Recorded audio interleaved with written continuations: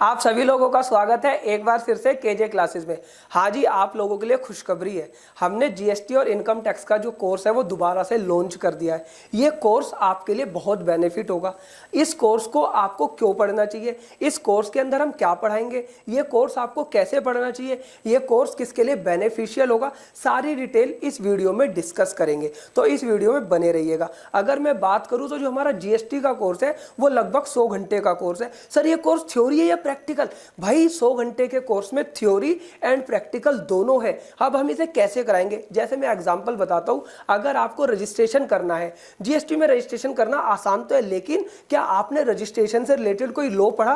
क्या आप रजिस्ट्रेशन के लिए लायबल है भी या नहीं? सेक्शन 22, 23, 24 पढ़ा या नहीं पढ़ा? और अगर आपने ये सेक्शन को पढ़ लिया है तो अब आप रजिस्ट्रेशन को कैसे अप्लाई करें ये प्रैक्टिकल बताएंगे। रजिस्ट्रेशन में कुछ गलती हो जाए तो आप उसे अमेंड कैसे करें, कितने दिनों के अंदर अमेंडमेंट करनी है, ये सारी बातें बताएंगे। रजिस्ट्रेशन की नीड नहीं है तो रजिस्ट्रेशन को कैंसिल कैसे करना है, कैंसिल करते समय हमें किन बातों का ध्यान रखना है कि जिससे हमें पेनल्टी ना लगे। अगर रजिस्ट्रेशन गलती से कैंसिल कर दिया डिपार्टमेंट ने तो उसे हम रिवोकेशन कैसे करें। तो ऐसे करते हुए हम सेक्शन 22 से लेकर सेक्शन 30 तक रजिस्ट्रेशन के बारे में बताएंगे और उससे रिलेटेड जो रूल्स है वो रूल्स भी आपको बताएंगे। तो यहाँ पर थ्योरी भी हो गया, प्रैक्टिकल भी हो गया। इसके बाद हम बात करेंगे जीएसटी रिटर्न्स की। तो जीएसटी रिटर्न्स में आपको पता है सेक्शन 37, 38, सेक्शन 39 ये पूरा चेंज हो गया है। तो ये नए सेक्शंस क्या कहते हैं ये बताएंगे। फिर अगर आप रिटर्न्स फाइल करना चाहते हैं तो आप कैसे रिटर्न फाइल करें कि जो आपको नोटिस ही ना आए,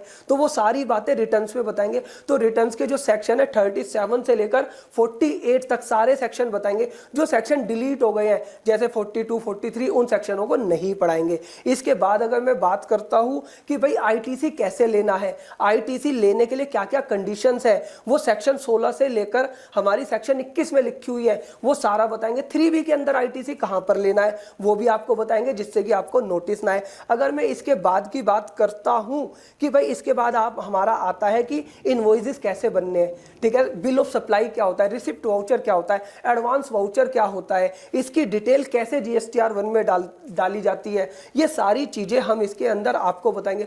बुक्स ऑफ अकाउंट कैसे मेंटेन करने हैं वो भी आपको बताएंगे।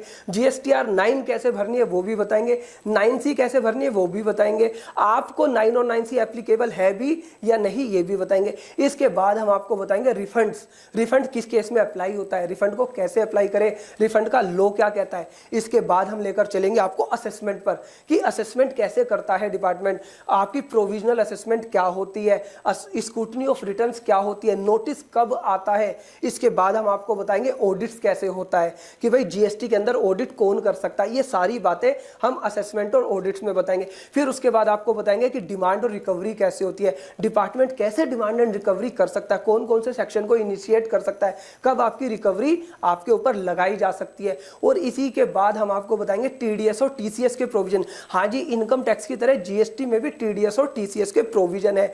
तो आपको टीडीएस और टीसीएस के प्रोविजन कब अप्लाई होने। इसके बाद हम आपको बताएंगे सप्लाई क्या होता है, क्योंकि जीएसटी लगता है सप्लाई पर, तो सप्लाई की डेफिनेशन बताएंगे। इसके बाद हम आपको बताएंगे टाइम ऑफ सप्लाई क्या होता है, टाइम ऑफ सप्लाई में कि आपको जीएसटी कब पे करना है। इसके बाद बताएंगे प्लेस ऑफ सप्लाई क्या होता है, सीजीएसटी लगेगा, आईजीएसटी लगेगा, ये सारी बातें हम प्लेस ऑफ सप्लाई के चैप्टर में बताएंगे। इसके बाद बताएंगे वैल्यू ऑफ सप्लाई क्या होता है कि भाई वैल्यू ऑफ सप्लाई क्या है, किस वैल्यू पर जीएसटी लगे। उसके बाद हम आपको बताएंगे कंपोजिशन स्कीम क्या है, कंपोजिशन स्कीम कौन ले सकता है, किसके लिए बेनिफिट है, कंपोजिशन स्कीम में भी रिफंड अप्लाई कर सकते हैं या नहीं कर सकते।